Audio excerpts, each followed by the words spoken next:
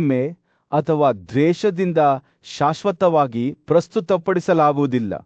ಮೊಂಡುತನ ಮತ್ತು ಕೋಪವನ್ನು ತಪ್ಪಿಸಲು ಅವನು ಯಯಾತಿಯನ್ನು ಎಚ್ಚರಿಸಿದನು. ನಿಜವಾದ ಶಕ್ತಿ ನಮ್ರತೆಯಲ್ಲಿದೆ ಎಂದು ನೆನಪಿಸಿದ ಯಯಾತಿಯ ಸಂಕಟವು ಎಲ್ಲರಿಗೂ ಒಂದು ಪಾಠವಾಗಿತ್ತು. ಅಹಂಕಾರ ಮತ್ತು ಹಠಮಾರಿತನದ ಅಪಾಯಗಳ ಬಗ್ಗೆ ಎಚ್ಚರಿಕೆಯ ಕಥೆಯಾಗಿತ್ತು. ನಾರದನು ಮುಂದುವರಿಸಿದನು, ತನ್ನ ಒಳ್ಳೆಯದನ್ನು ಬಯಸುವವನು ತನ್ನ ಒಳ್ಳೆಯದನ್ನು ಬಯಸುವ ಸ್ನೇಹಿತರ ಮಾತನ್ನು ಕೇಳಬೇಕು. ಹಠಮಾರಿತನವು ಯಾವಾಗಲೂ ವಿನಾಶದ ಮೂಲವಾಗಿದೆ. ಅವನು ರಾಜ ಯಯಾತಿಯನ್ನು ಅಹಂಕಾರ ಮತ್ತು ಕೋಪವನ್ನು ತ್ಯಜಿಸಲು, ಪಾಂಡುವಿನ ಮಕ್ಕಳೊಂದಿಗೆ ಶಾಂತಿ ಸ್ಥಾಪಿಸಲು ಮತ್ತು ಕೋಪವನ್ನು ತಪ್ಪಿಸಲು ಒತ್ತಾಯಿಸಿದನು. ಈ ಕಥೆಯಲ್ಲಿ ನಾವು ನಮ್ರತೆ, ಕರುಣೆ ಮತ್ತು ನಿಸ್ವಾರ್ಥತೆಯ ಮಹತ್ವವನ್ನು ಕಾಣುತ್ತೇವೆ. ಸದ್ಗುಣ ಮತ್ತು ಲಾಭದ ನಿಜವಾದ ಸ್ವರೂಪವನ್ನು ಅರ್ಥಮಾಡಿಕೊಳ್ಳುವವರು ವಿಶ್ವದ ಕಾರ್ಯಗಳ ಬಗ್ಗೆ ಆಳವಾದ ಜ್ಞಾನವನ್ನು ಪಡೆಯುತ್ತಾರೆ. ನಮ್ಮಲ್ಲಿ ಶ್ರೇಷ್ಠರೂ ಸಹ ಮಾಡಬಹುದು ಎಂಬುದನ್ನು ರಾಜ ಯಯಾತಿಯ ಕಥೆಯು ನೆನಪಿಸುತ್ತದೆ. ಹಸ್ತಿನಾಪುರದ ದೊಡ್ಡ ಸಭಾಂಗಣಗಳಲ್ಲಿ ರಾಜ ಧೃತರಾಷ್ಟ್ರನು ಚಿಂತನೆಯಲ್ಲಿ ಕುಳಿತಿದ್ದನು. ಅವನ ಆಲೋಚನೆಗಳು ಬುದ್ಧಿವಂತ ಮತ್ತು ಪವಿತ್ರ ವಿಷಯಾದ ನಾರದನ ಮಾತುಗಳಿಂದ ಆವರಿಸಲ್ಪಟ್ಟವು. ರಾಜನ ಕಣ್ಣುಗಳು ಸರಿಯಾದದ್ದನ್ನು ಮಾಡಲು ಆಳವಾದ ಹಂಬಲದಿಂದ ತುಂಬಿದವು, ಆದರೆ ಅದರ ಮೇಲೆ ಕಾರ್ಯನಿರ್ವಹಿಸಲು ಅವನು ಶಕ್ತಿಹೀನನಾಗಿದ್ದನು. ತನ್ನ ತಂದೆಯ ಪ್ರಕ್ಷುಬ್ಧತೆಯನ್ನು ಅರಿತ ರಾಜಕುಮಾರ ದುರ್ಯೋಧನನು ಕೋಣೆಯೊಳಗೆ ಪ್ರವೇಶಿಸಿದನು. ಅವನ ಮುಖವು ಒರಟಾಗಿ ತಿರುಗಿತ್ತು. ಧೃತರಾಷ್ಟ್ರನ ಮಾತುಗಳು ತಪ್ಪೊಪ್ಪಿಗೆಯಂತೆ ಹೊರಬಂದವು. ನನ್ನ ಬಯಕೆ ನಿಖರವಾಗಿ ಹೀಗಿದೆ. ನಾರದನು, ನನಗೆ ಸ್ವರ್ಗಕ್ಕೆ ಏನು ಕರೆದೊಯ್ಯುತ್ತದೆ, ಜಗತ್ತಿಗೆ ಏನು ಪ್ರಯೋಜನವಾಗುತ್ತದೆ ಮತ್ತು ಯಾವುದು ಸದ್ಗುಣವೆಂದು ಹೇಳಿದ್ದಾನೆ. ಆದರೆ ನಾನು ಸ್ವತಂತ್ರನಲ್ಲ. ನನ್ನ ಮಗ ದುರ್ಯೋಧನನು ನನಗೆ ಇಷ್ಟವಾದದ್ದನ್ನು ಎಂದಿಗೂ ಮಾಡುವುದಿಲ್ಲ. ಧೃತರಾಷ್ಟ್ರನು ತನ್ನ ಮುಂದೆ ನಿಂತಿದ್ದ ವಿಶ್ವೀಯ ವಂಶದ ಪರಾಕ್ರಮಶಾಲಿ ಶಸ್ತ್ರಧಾರಿ ಕೃಷ್ಣನ ಕಡೆಗೆ ತಿರುಗಿದನು. ಕೃಷ್ಣನೇ, ನೀನು ನನಗೆ ಸ್ವರ್ಗದ ಮಾರ್ಗವನ್ನು ಹೇಳಿದ್ದೀಯಾ ಮತ್ತು ಅದು ನಮ್ಮ ರಾಜ್ಯಕ್ಕೆ ಶಾಂತಿಯನ್ನು ತರುತ್ತದೆ ಎಂದು ನನಗೆ ತಿಳಿದಿದೆ ಎಂದು ಹೇಳಿದನು. ಆದರೆ ದುರ್ಯೋಧನನು ತರ್ಕಕ್ಕೆ ಕಿವಿಗೊಡುವುದಿಲ್ಲ. ಎಷ್ಟು ಬುದ್ಧಿವಂತರು ಅವನಿಗೆ ಸಲಹೆ ನೀಡಿದರೂ ರಾಜನ ಕಣ್ಣುಗಳು ಕೃಷ್ಣನನ್ನು ಬೇಡಿಕೊಂಡವು. ನೀನು ಪರಾಕ್ರಮಶಾಲಿ ಶಸ್ತ್ರಧಾರಿ, ನನ್ನ ಮಗನನ್ನು ಸರಿಯಾದದ್ದನ್ನು ಮಾಡಲು ಮನವೊಲಿಸುತ್ತೀಯಾ? ಕೃಷ್ಣನು ದುರ್ಯೋಧನನ ಬಳಿಗೆ ಹೋದನು. ಅವನ ಮಾತುಗಳು ಕರುಣೆ ಮತ್ತು ಕಾಳಜಿಯಿಂದ ತೊಟ್ಟಿಕ್ಕಿದ್ದವು. ದುರ್ಯೋಧನನೇ, ಅತ್ಯುತ್ತಮ ಕುರುಗಳೇ, ನಾನು ವಿಶೇಷವಾಗಿ ನಿಮ್ಮ ಮತ್ತು ನಿಮ್ಮ ಅನುಯಾಯಿಗಳ ಒಳಿತಿಗಾಗಿ ಮಾತನಾಡುವ ಈ ಪದಗಳನ್ನು ಕೇಳಿ. ಅವನು ಅವರ ಪೂರ್ವಜರ ಬುದ್ಧಿವಂತಿಕೆಯ ಬಗ್ಗೆ, ಅವರು ಆನುವಂಶಿಕವಾಗಿ ಪಡೆದ ಉದಾತ್ತ ಗುಣಗಳ ಬಗ್ಗೆ ಮತ್ತು ನ್ಯಾಯಯುತವಾಗಿ ವರ್ತಿಸುವ ಪ್ರಾಮುಖ್ಯತೆಯ ಬಗ್ಗೆ ಮಾತನಾಡಿದನು. ಆದರೆ ದುರ್ಯೋಧನನ ಮುಖವು ಅಚಲವಾಗಿ ಉಳಿಯಿತು. ಕೃಷ್ಣನು ತನ್ನ ಮೃದುವಾದ ಆದರೆ ದೃಢವಾದ ಧ್ವನಿಯನ್ನು ಮುಂದುವರಿಸಿದನು. ನಿಮ್ಮ ನಡವಳಿಕೆಯು ವಿಕೃತವಾಗಿದೆ, ಪಾಪಪೂರ್ಣ ಮತ್ತು ದುಷ್ಟ ಮಾರ್ಗಗಳಲ್ಲಿ ನಿರಂತರವಾಗಿದೆ. ನೀವು ಈ ಮಾರ್ಗಗಳನ್ನು ತಪ್ಪಿಸಿದರೆ ನೀವು ನಿಮ್ಮ ಸ್ವಂತ ಒಳ್ಳೆಯದನ್ನು ಸಾಧಿಸುತ್ತೀರಿ. ನಿಮ್ಮ ಸಹೋದರರು, ಅನುಯಾಯಿಗಳು ಮತ್ತು ಸಲಹೆಗಾರರ ಪಾಪಪೂರ್ಣ ಕಾರ್ಯಗಳಿಂದ ತಪ್ಪಿಸಿಕೊಳ್ಳುತ್ತೀರಿ.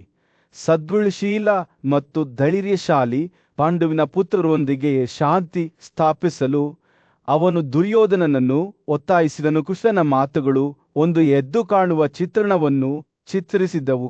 ಇಡೀ ಜಗತ್ತು ಆ ಶಾಂತಿಯಿಂದ ಪ್ರಯೋಜನ ಪಡೆಯುತ್ತದೆ.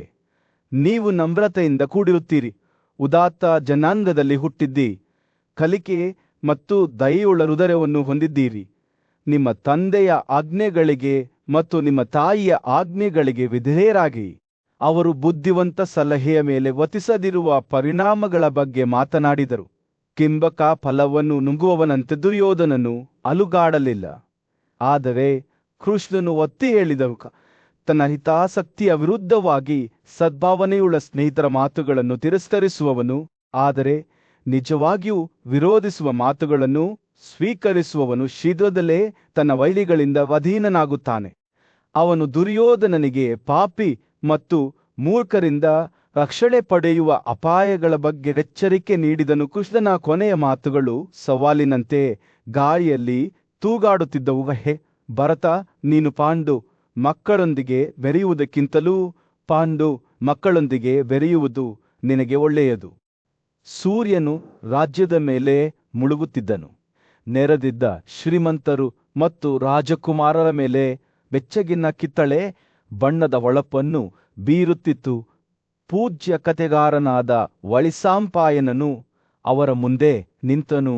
ಅವನು ಮಾತನಾಡಲು ಪ್ರಾರಂಭಿಸಿದಾಗ ಅವನ ಕಣ್ಣುಗಳು ಬುದ್ಧಿವಂತಿಕೆಯಿಂದ ಹೊಳೆಯುತ್ತಿದ್ದವು. ದುರ್ಯೋಧನನೇ, ನನ್ನ ಮಾತನ್ನು ಕೇಳು.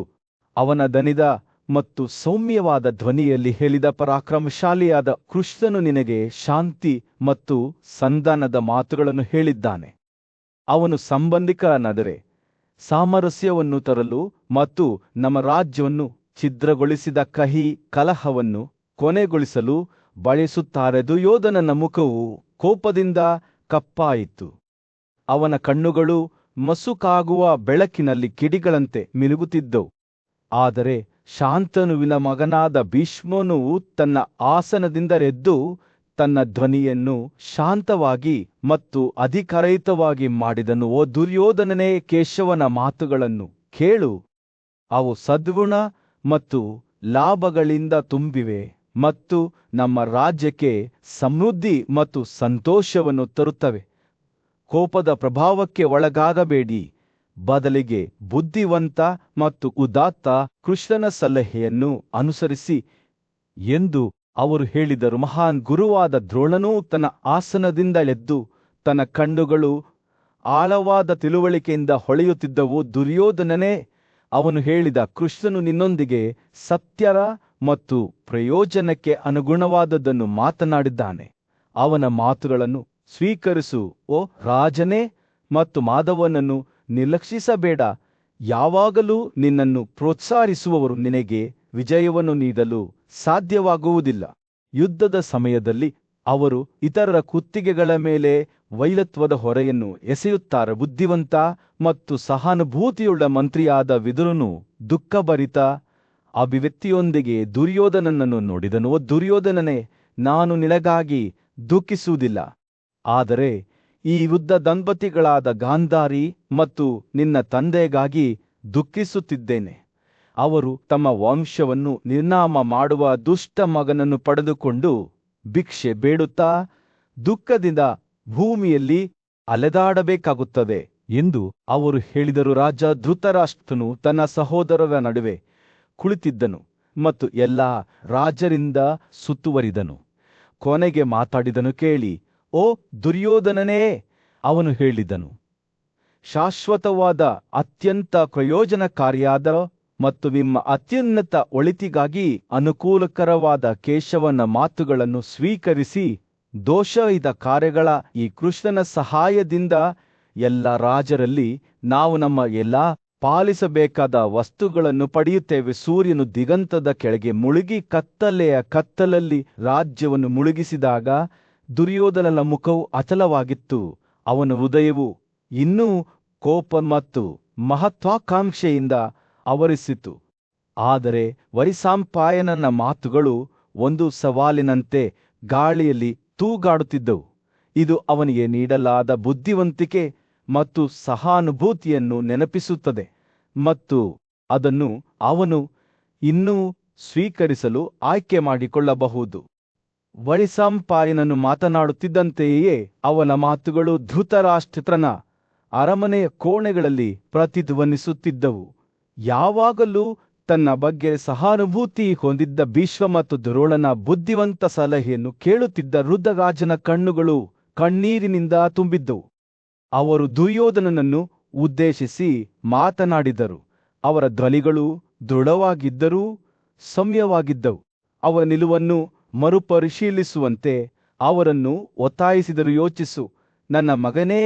ಭೀಷ್ಮನ ಧ್ವನಿಯು ಸಹಾನುಭೂತಿಯಿಂದ ಸುರಿಯತೊಡಗಿತು. ಇಬ್ಬರು ಕೃಷ್ಣರು ಇನ್ನೂ ತಮ್ಮ ರಕ್ಷಾಕವಚವನ್ನು ಧರಿಸಿಲ್ಲ. ಗಾಂಧಿವನು ಮೌನವಾಗಿದ್ದಾನೆ ಮತ್ತು ದಮ್ಯನ ಧೂಪವನ್ನು ಯುದ್ಧದ ಬೆಂಕಿಯ ಮೇಲೆ ಸುರಿಯಲಾಗಿಲ್ಲ. ಯುಧಿಷ್ಠಿರನು ಇನ್ನೂ ನಿಮ್ಮ ಪಡೆಗಳ ಮೇಲೆ ಕೋಪದಿಂದ ನೋಡಿಲ್ಲ. ತನ್ನ ವಿಭಜನೆಯ ಮಧ್ಯದಲ್ಲಿ ತನ್ನ ಸ್ಥಾನವನ್ನು ತೆರೆದುಕೊಳ್ಳಲಿಲ್ಲ. ಅಥವಾ ನಮ್ಮ ವಿಭಾಗಗಳನ್ನು ಪುಡಿ ಮಾಡಲು ತನ್ನ ಬಲವಾದ ಗದ್ದೆಯನ್ನು ಹಿಡಿದುಕೊಂಡಿಲ್ಲ ದ್ರೋಣನು ಮತ್ತು ನಕುಲ ಸಹದೇವ ದುಷ್ಟದ್ಯುಮ್ನ ವಿರಾಟ ಸಿಕಂದಿನ್ ಮತ್ತು ಶಿಶುಪಾಲನ ಮಗ ಇನ್ನೂ ತಮ್ಮ ರಕ್ಷಾಕವಚವನ್ನು ಧರಿಸಿಲ್ಲ, ಅಥವಾ ಅವರು ನಿಮ್ಮ ಶ್ರೇಣಿಗಳ ಮೇಲೆ ತಮ್ಮ ಬಾಣದ ಮಳೆ ಸುರಿಸಿಲ್ಲ.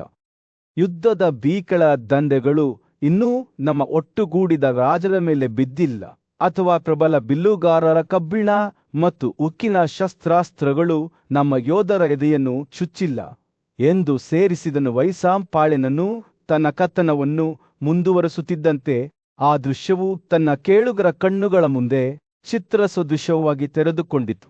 ಅವನು ದುರ್ಯೋಧನನ ಹೃದಯವನ್ನು ಭೀಷ್ಮ ಮತ್ತು ದ್ರೋಣನ ಮಾತುಗಳಿಂದ ಇನ್ನೂ ಹೇಗೆ ಪ್ರಭಾವಿತಗೊಳಿಸಬಹುದೆಂದು ವಿವರಿಸಿದನು ಮತ್ತು ಪಾಂಡವರ ಬಗೆಗಿನ ತನ್ನ ದ್ವೇಷವನ್ನು ಬದಿಗಿರಿಸುವಂತೆ ಒತ್ತಾಯಿಸಿದನು. ಯುಧಿಷ್ಠಿರನು ನಿಮ್ಮನ್ನು ಅಪ್ಪಿಕೊಳ್ಳಲಿ.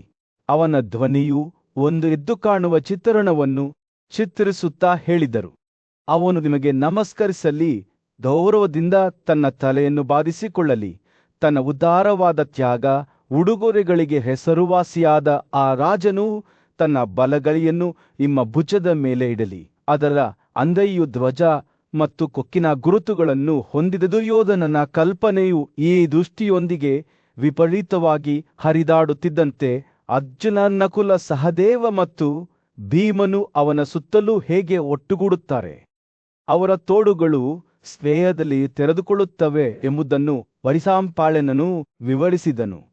ಪರಾಕ್ರಮಶಾಲಿ ಶಸ್ತ್ರಸಜ್ಜಿತ ಅವಳಿಗಳು ಅವನೊಂದಿಗೆ ನಿಧಾನವಾಗಿ ಮಾತನಾಡುತ್ತಿದ್ದರು, ಅವನ ಹೃದಯವನ್ನು ಶಾಂತಗೊಳಿಸಲು ಮತ್ತು ಹೋರಾಡುವ ಬಣಗಳ ನಡು ಶಾಂತಿಯನ್ನು ತರಲು ಪ್ರಯತ್ನಿಸುತ್ತಿದ್ದವು. ಈ ಸಹೋದರರ ತಲೆಗಳನ್ನು ವಾಸನೆ ಮಾಡಿ ಮತ್ತು ಅವರೊಂದಿಗೆ ಪ್ರೀತಿಯಿಂದ ಮಾತನಾಡಿ, ನೋಡಿ, ನೀವು ನಿಮ್ಮ ವೀರ ಸಹೋದರರೊಂದಿಗೆ ಪಾಂಡು ಪುತ್ರರೊಂದಿಗೆ ಒಗ್ಗೂಡುತ್ತಿರುವಾಗ ಈ ರಾಜರೆಲ್ಲರೂ ಸಂತೋಷದಿಂದ ಕಣ್ಣೀರು ಸುರಿಸಲಿ ಎಂದು ವೈಶಾಂಪಾಯನನು ಒತ್ತಾಯಿಸಿದನು. ಕಥೆಯು ತೆರೆದುಕೊಳ್ಳುತ್ತಿದ್ದಂತೆ ಧೃತರಾಷ್ಟ್ರತನ ಅರಮನೆಯಲ್ಲಿನ ಗಾಳಿಯು ಶಾಂತಿಯ ಸಾಧ್ಯತೆಯೊಂದಿಗೆ ಕಂಪಿಸುವಂತೆ ತೋರುತ್ತಿತ್ತು.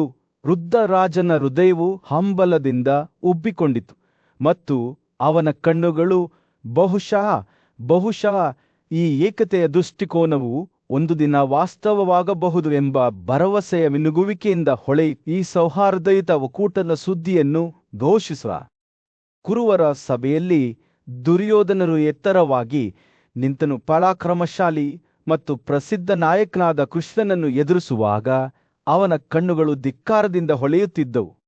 ಅವನ ವಿರುದ್ಧ ಹೇಳಲಾದ ಮಾತುಗಳು ಇನ್ನೂ ಗಾಳಿಯಲ್ಲಿ ತೇಲುತ್ತಿದ್ದವು.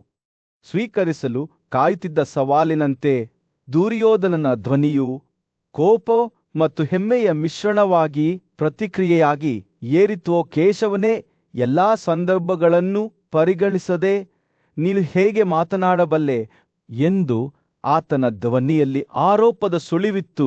ಪ್ರೀತಿಯ ಪುತ್ರರ ಬಗ್ಗೆ ನನ್ನ ಗೌರವಯುತ ವರ್ತನೆಯ ಹೊರತಾಗಿಯೂ ನಿನಗೆ ನನ್ನಲ್ಲಿ ಮಾತ್ರ ದೋಷವಿದೆ. ನೀನು ಎರಡೂ ಕಡೆಯ ಸಾಮರ್ಥ್ಯ ಮತ್ತು ದೌರ್ಬಲ್ಯಗಳನ್ನು ತೂಗಿಕೊಂಡಿದ್ದೀಯಾ.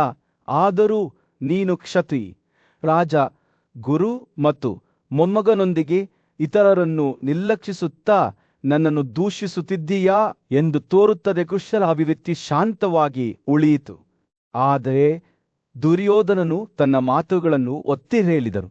ಅವನ ಮಾತುಗಳು ನದಿಯಂತೆ ಸುರಿಯುತ್ತಿದ್ದವು. ನೈಸ್ನ ಆಟದಲ್ಲಿ ನಾನು ಪಾಂಡವರಿಂದ ರಾಜ್ಯವನ್ನು ಗೆದ್ದಿದ್ದೇನೆ. ಅವರು ಅದನ್ನು ಸಂತೋಷದಿಂದ ಸ್ವೀಕರಿಸಿದರು. ಅದರಲ್ಲಿ ನನ್ನದೇನು ತಪ್ಪಿರಬಹುದು. ಆದರೂ ಆ ಸಮಯದಲ್ಲಿ ಅವರಿಂದ ತೆಗೆದುಕೊಂಡ ಸಂಪತ್ತನ್ನು ಹಿಂದಿರುಗಿಸಲು ನಾನು ಆದೇಶಿಸಿದೆ. ಅವರು ಮತ್ತೊಮ್ಮೆ ನೈಸ್ನಲ್ಲಿ ಸೋಲಿಸಲ್ಪಟ್ಟರು ಮತ್ತು ಕಾಡಿಗೆ ಓಡಿ ಹೋಗಬೇಕಾಯಿತು. ಅವರು ಬಲಶಾಲಿಗಳಂತೆ ನಮ್ಮೊಂದಿಗೆ ಜಗಳವಾಡಲು ಏಕೆ ಪ್ರಯತ್ನಿಸುತ್ತಾರೆ? ದುರ್ಯೋಧನನ ಧ್ವನಿಯು ಜೋರಾಗಿ ಬೆಳೆಯಿತು. ಅವನ ಮಾತುಗಳು ನ್ಯಾಯೋಚಿತ ಕೋಪದಿಂದ ತೊಟ್ಟಿಕ್ಕಿದವು. ನಾವು ಅವರನ್ನು ಯಾವುದೇ ರೀತಿಯಲ್ಲಿ ಗಾಯಗೊಳಿಸಿಲ್ಲ. ಅವರ ದ್ವೇಷಕ್ಕೆ ಅರ್ಹರಾಗಲು ನಾವು ಏನು ಮಾಡಿದ್ದೇವೆ?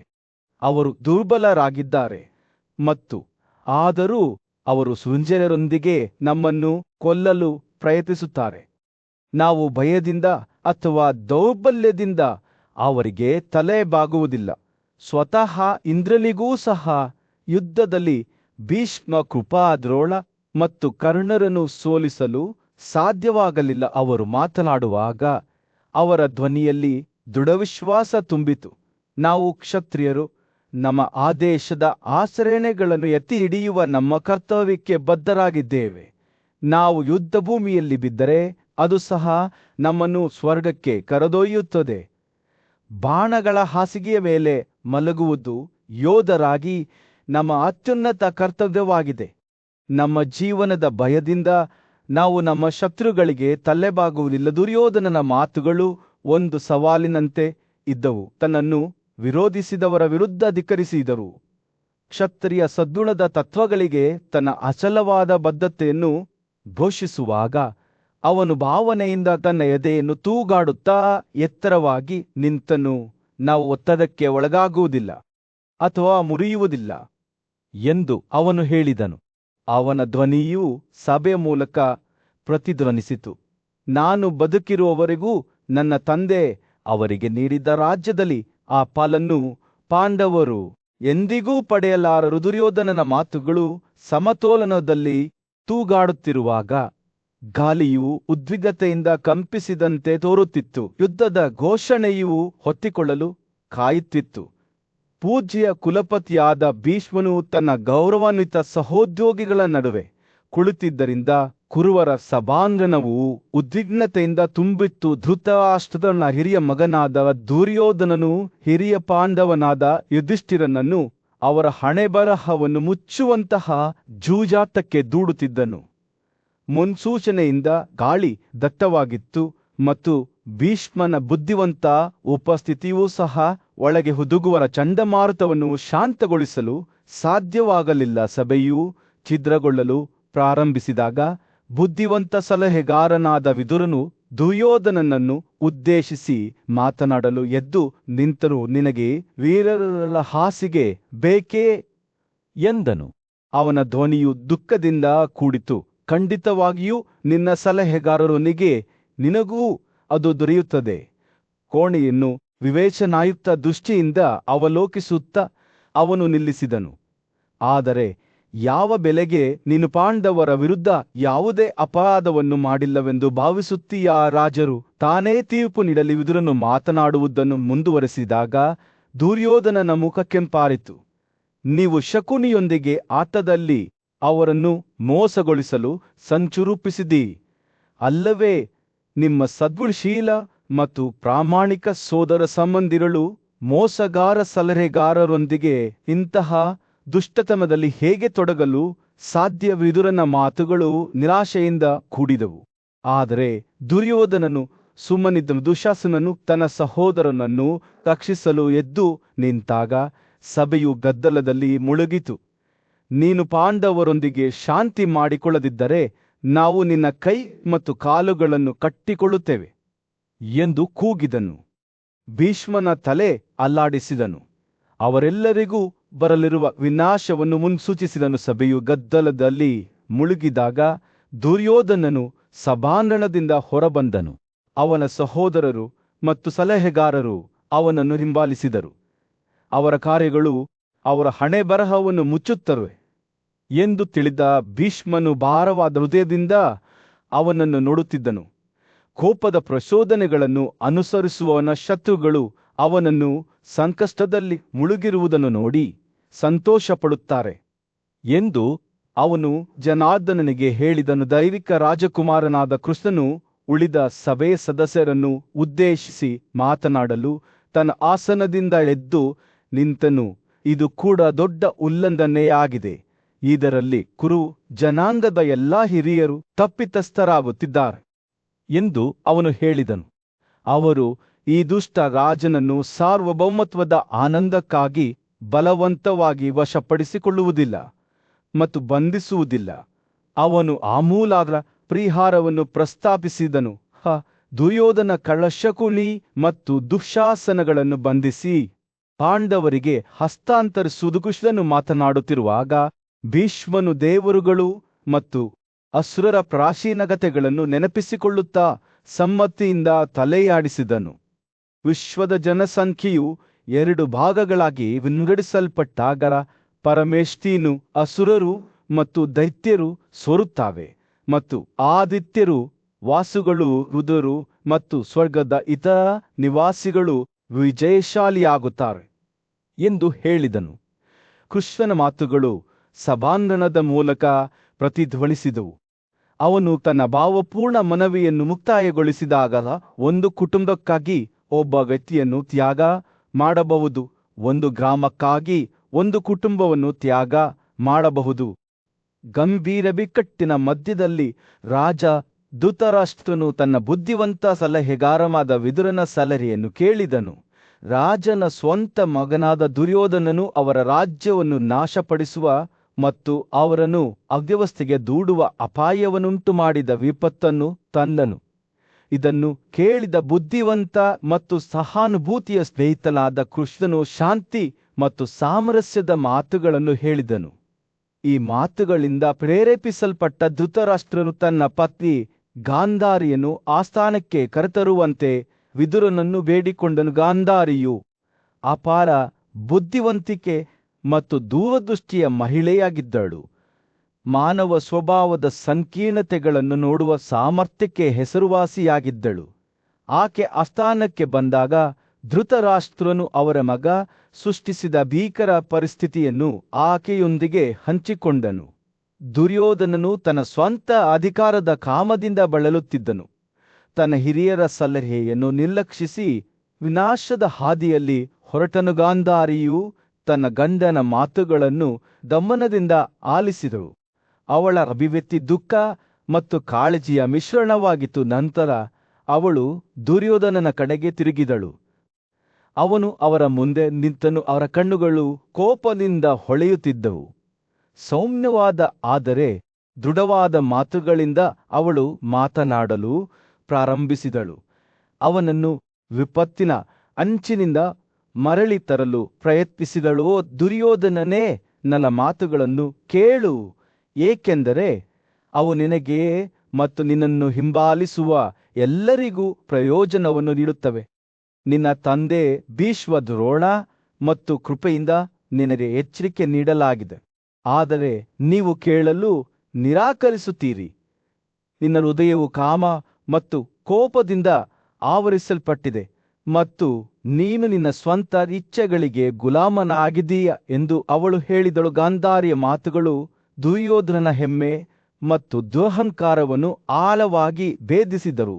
ಅವನ ತಾಯಿ ಸತ್ಯವನ್ನು ಮಾತನಾಡುತ್ತಾಳೆ ಎಂದು ಅವನಿಗೆ ತಿಳಿದಿತ್ತು, ಆದರೂ ಅದನ್ನು ಸ್ವೀಕರಿಸಲು ಅವನು ಹೆಣಗಾಡುತ್ತಿದ್ದನು. ಮಾರವಾದ ಹೃದಯದಿಂದ ಗಾಂಧಾರಿಯು ಮಾತನಾಡುವುದನ್ನು ಮುಂದುವರೆಸಿದನು. ಪಾಂಡವರೊಂದಿಗೆ ಶಾಂತಿ ಮತ್ತು ಸಾಮರಸ್ಯವನ್ನು ಕಂಡುಕೊಳ್ಳುವಂತೆ ಅವನನ್ನು ಒತ್ತಾಯಿಸಿದನು. ಓ ಮಗನೇ, ಅವಳು ಹೇಳಿದಳು, ಈ ರಾಜ್ಯವನ್ನು ಆಳಲು ನೀನು ಯೋಗ್ಯನಲ್ಲ. ನಿನ್ನ ಇಂದ್ರಿಯಗಳು ಅನಿಯಂತ್ರಿತವಾಗಿವೆ ಮತ್ತು ನಿನ್ನ ಭಾವೋದ್ರೇಕಗಳು ನಿನ್ನನ್ನು ಸೇವಿಸಿವೆ. ಇತರರನ್ನು ಜಯಿಸುವ ನಿರೀಕ್ಷೆಯ ಮೊದಲು ನೀನು ನಿನ್ನನ್ನು ಜಯಿಸಲು ಕಲಿಯಬೇಕು. ಯುದ್ಧದ ಮಾರ್ಗವು ವಿನಾಶಕ್ಕೆ ಮಾತ್ರ ಕಾರಣವಾಗುತ್ತದೆ, ಆದರೆ ಶಾಂತಿ ಮತ್ತು ಸಂಧಾನದ ಮಾರ್ಗವು ಸಮೃದ್ಧಿ ಮತ್ತು ಸಂತೋಷವನ್ನು ತರುತ್ತದೆ. ದುರ್ಯೋಧನನು ತನ್ನ ತಾಯಿಯ ಮಾತುಗಳನ್ನು ಕೇಳುತ್ತಿದ್ದಂತೆ ಅವನ ಕೋಪವು ಕಡಿಮೆಯಾಗಲು ಪ್ರಾರಂಭಿಸಿತು. ಅವಳು ತನ್ನ ಬಗ್ಗೆ ಪ್ರೀತಿ ಮತ್ತು ಕಾಳಜಿಯ ಸ್ಥಳದಿಂದ ಮಾತನಾಡುತ್ತಾಳೆ ಎಂದು ಅವನಿಗೆ ತಿಳಿದಿತ್ತು ಮತ್ತು ನಿಧಾನವಾಗಿ ಆದರೆ ಖಂಡಿತವಾಗಿ ಅವನು ತನ್ನ ಮಗಗಳ ದೋಷವನ್ನು ಕಾಣಲಾರಂಭಿಸಿದನು. ಹೊಸ ವಿನಮ್ರತೆಯ ಭಾವದಿಂದ ಅವನು ಪಾಂಡವರೊಂದಿಗೆ ಶಾಂತಿ ಮತ್ತು ಸಾಮರಸ್ಯವನ್ನು ಬಯಸುವುದಾಗಿ ಪ್ರತಿಜ್ಞೆ ಮಾಡಿದನು. ದುರ್ಯೋಧನನು ಈ ಪ್ರತಿಜ್ಞೆಯನ್ನು ಮಾಡಿದಾಗ ಗಾಂಧಾರಿಯ ಕಣ್ಣುಗಳು ಸಂತೋಷದ ಕಣ್ಣೀರಿನಿಂದ ತುಂಬಿದವು. ತನ್ನ ಮಗ ಕೊನೆಗೂ ಬೆಳಕನ್ನು ನೋಡಿದನೆಂದು, ಅವರ ರಾಜ್ಯವು ವಿನಾಶದ ಅಂಚಿನಿಂದ ತಪ್ಪಿಸಿಕೊಳ್ಳುವುದೆಂದು ಆಕೆಗೆ ತಿಳಿದಿತ್ತು. ತನ್ನ ಮಗನನ್ನು ವಿನಾಶದ ಹಾದಿಯಿಂದ ಮರಳಿ ಕರೆತರಲಾಗಿದೆ ಎಂದು ತಿಳಿದ ಧೃತರಾಷ್ಟ್ರನು ಸಂತೋಷಪಟ್ಟನು. ಕೊನೆಯಲ್ಲಿ ದುರ್ಯೋಧನನ ಸಾಮರಸ್ಯದ ಮಾತುಗಳನ್ನು ಅಂಗೀಕರಿಸಲಾಯಿತು. ಹಸ್ತಿನಾಪುರದ ಆಸ್ಥಾನದಲ್ಲಿ ಧೃತರಾಷ್ಟ್ರನ ಮಗ ದುರ್ಯೋಧನ ಮತ್ತು ಅವನ ಸಲಹೆಗಾರರ ನಡುವೆ ಘೋರವಾದ ಮತ್ತು ಅಶುಭಕರವಾದ ಸಂಭಾಷಣೆ ನಡೆಯಿತು.